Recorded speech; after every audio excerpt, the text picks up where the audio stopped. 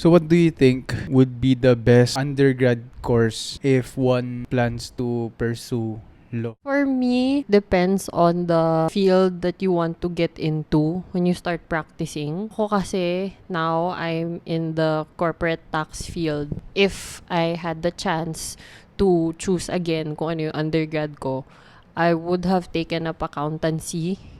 Kasi lalo na with what I'm doing now, makakatulong talaga siya sa tax practice ko. Kung other fields of law naman, like litigation, kahit ano namang undergrad, I think okay lang.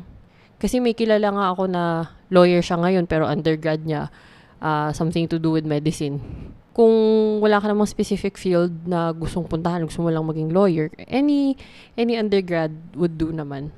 We both have friends sa law school na accountancy yung undergrad. Wouldn't you say na helpful din? May mga undergrad na dumaan ng board exam since dumaan na sila sa process na kapag pumasa na sila sa board exam. So, naintindihan nila kung ano yung process, kung paano mag-aral, yung pacing, Oo. yung deadlines. Definitely. Yung mga kaklase ko nung law school na nag-accountancy nung undergrad, nag-thrive talaga sila kasi hindi na nila kailangan mag-adjust sa kung paano mag-aral, yung kung paano i-pace yung sarili mo, kung marami kang kailangan aralin. Sanay na sila from their undergrad, kaya hindi na sila nanibago. Tapos, lalo na nung bar na, since pinagdaanan nila for their boards, nakatulong din yung training na yun sa kanila.